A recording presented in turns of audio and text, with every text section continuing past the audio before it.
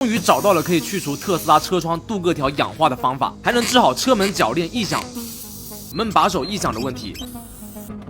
简直就是特斯拉的养护神器，在特斯拉官方手册里面也被推荐使用。它就是号称万金油的 WD-40小蓝罐，到现在已经有70年的历史了。刚开始是用在导弹、飞机等航天器械的保养，到现在已经多达2000多种用途。比如我们的充电口经常插拔，而且长期暴露在外，里面的金属头非常容易被氧化，容易导致充电不稳定，还会跳枪。那么 WD-40刚好具有电导、润滑、去除氧化物的作用，用它喷一下就可以很好的保养枪头。门窗镀铬条氧化，喷一喷就能去除。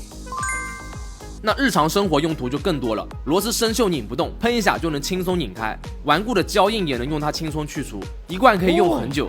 有需要的车友左下角可以备上一瓶哦。